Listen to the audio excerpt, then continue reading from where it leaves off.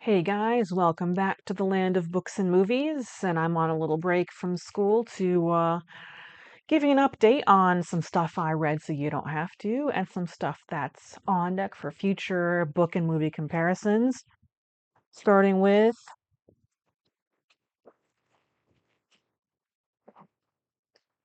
The Monkey. I love the movie, it's hilarious. And I don't have time to make the full video right now, but it's on deck for a future video. Stay tuned. Same with Johnny Got His Gun. I'm still reading it. Halfhead. No movie yet, but I discovered this on a disturbing novel iceberg video.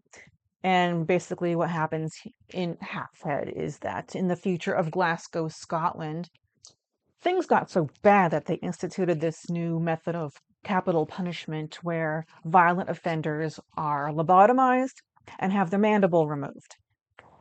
And they're given all the shit jobs that nobody wants. They spend the rest of their lives in this stupor while mopping floors and scrubbing commodes.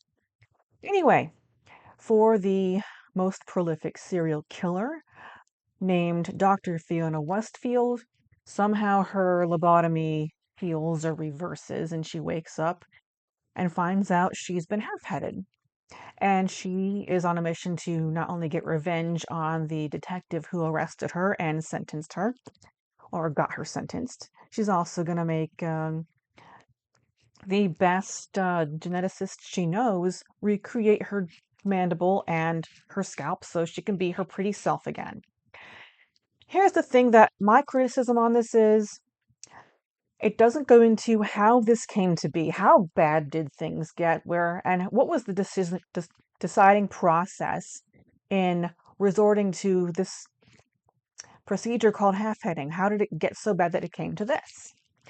And our antagonist, Dr. Fiona Westfield, is kind of shamelessly poached from Hannibal Lecter, being that she's a psychiatrist who kind of gets into the heads of her patients and turns them into killers. But it does end on a cliffhanger, suggesting that there is some sequeling going on. I'll get to that when I get to that.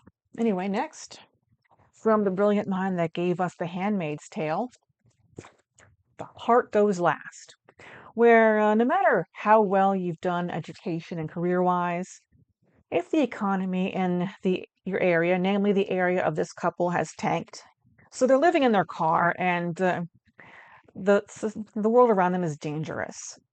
It's gotten that bad. So an offer has been put on the table that they can't refuse to live in a prison colony where they rotate on and off on a month-to-month basis between having a home of their own that they swap out with another couple, and when it's that other couple's turn to have that house, they go into the prison. And their jobs in and out of the prison are congruent to what they've done before homelessness. Like the wife named Charmaine, she's a medical professional, and the husband named Stan, he is a robotics engineer. And so there's interpersonal drama, there's infidelities, there's secrets and conspiracies all woven in. And at the end of it all, there's a reason why this the devil and the details here is that in this prison colony, the men are being kind of primed for black market organ harvesting, and the women for brain manipulation. They're kind of being turned into Stepford wives. That's The Heart Goes Last. Born Wrong. It's a very short story, as you can see, and it's kind of like written in kind of a journal format where a brilliant genetics engineer is experimenting on trying to manipulate synthetic material with organic material and create like uh, synthetic life is what he's trying to create. And so far, his tests on pregnant rats and pregnant cats has produced these grotesque wormy things that eat for one day and then die. Then he finds out that his fiance had a little indiscretion, and that's why the baby he thinks is his really isn't. So they break up, and when she comes back for her things, he decides to get the brilliant idea to knock her out cold and experiment on her unborn child. And this unborn child is born to be his first success. And the way it's described, born, with synthetic genetics interwoven, is it's spherical in shape and has only a mouth. So basically, he created a Langolier. And this thing can talk and it can eat. And that's all it really does. And it likes to eat neighborhood cats and it likes to eat squirrels and rabbits. It even eats what's left of, see, after she gives birth to this Langolier, the ex-fiance is then killed. And this genetically, created Langolier he names Alexander eats his mother's corpse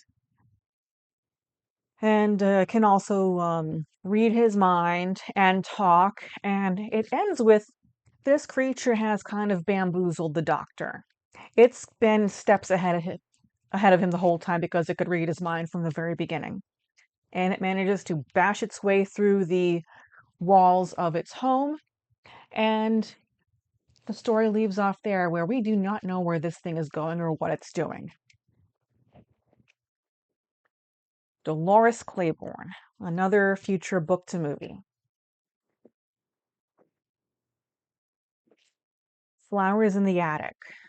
I want to say another future book to movie, but there's really not much difference to speak of, except for the part where the evil granny bitch when she wants to make Kathy bald, to make her kind of to teach her a lesson about letting her, about being, changing her clothes in front of her brothers.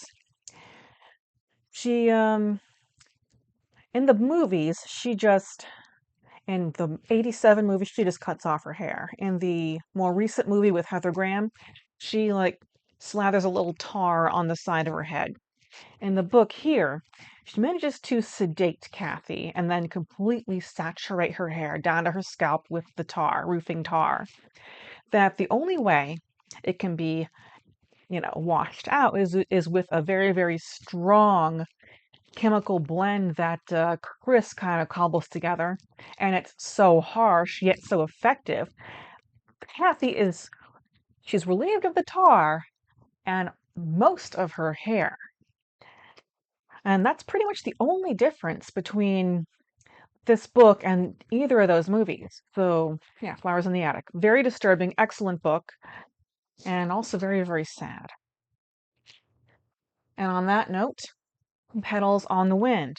Not yet a movie, but the story of these, these kids, Dollengangers, takes a bit of a turn towards the soap opera ridiculous as they find their way to a wealthy doctor's home, and he just takes them in out of the goodness of his heart and helps Chris to continue his education towards medical school, and helps Kathy continue her education and advance towards being a professional ballet dancer, and just helps the remaining twin, what's her name?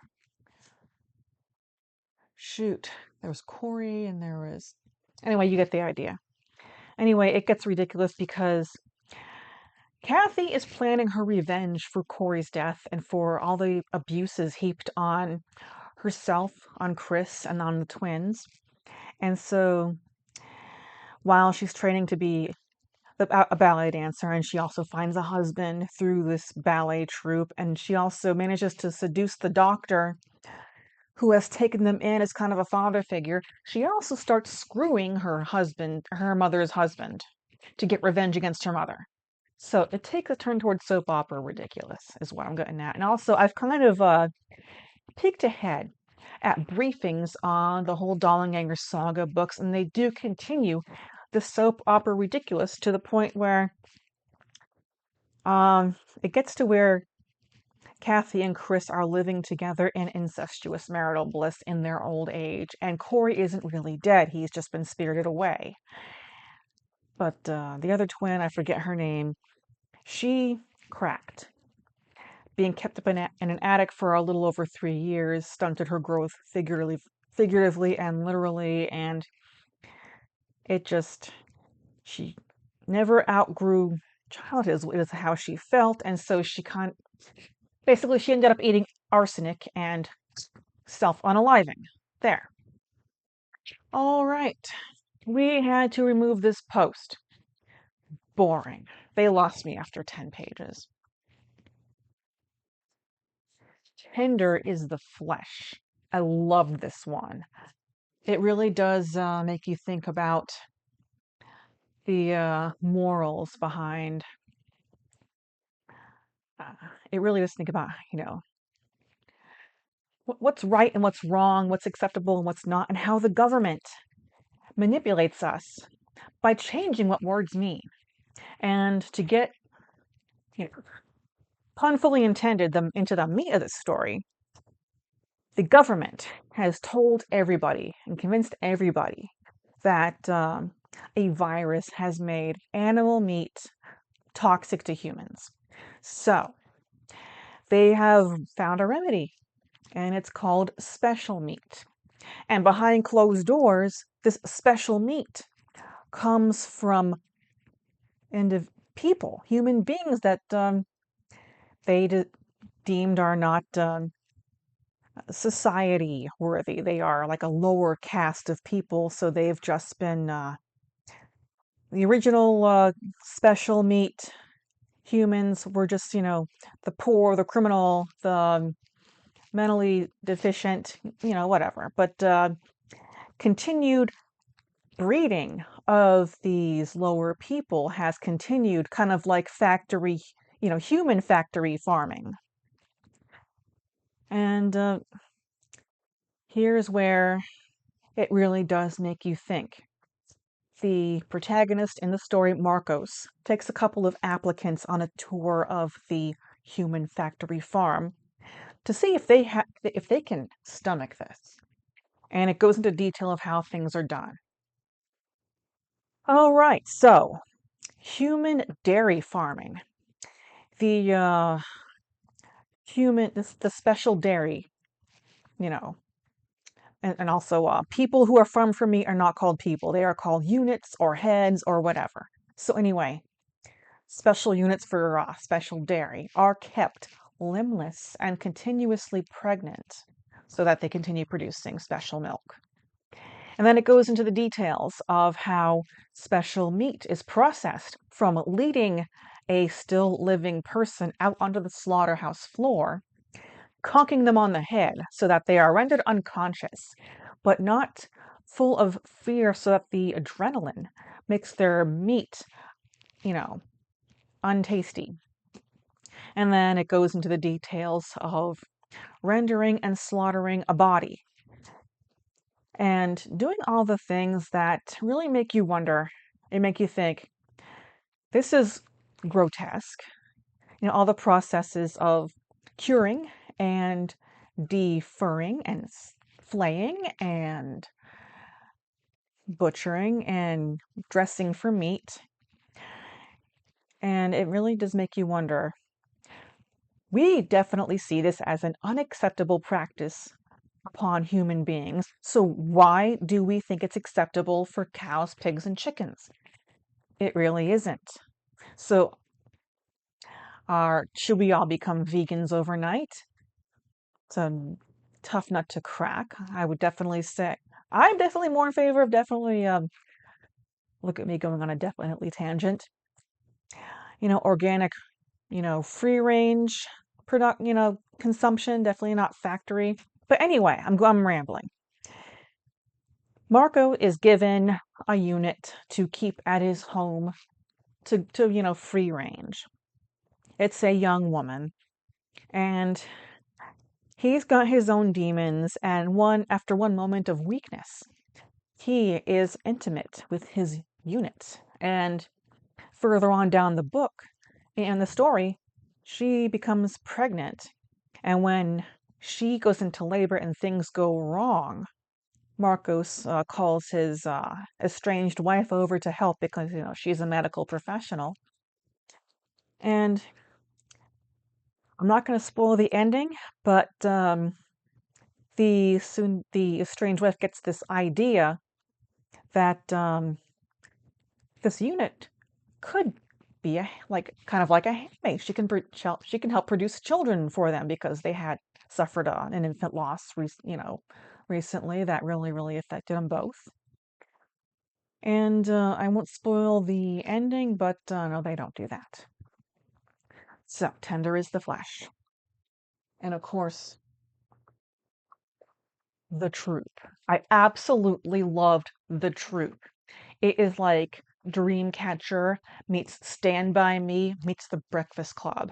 It's got a group of five very different boys in a Boy Scout troop. They're all about 14 years old, and they go on, a little trip out to an island with their scout leader, and they cross paths with a guy who has been experimented on.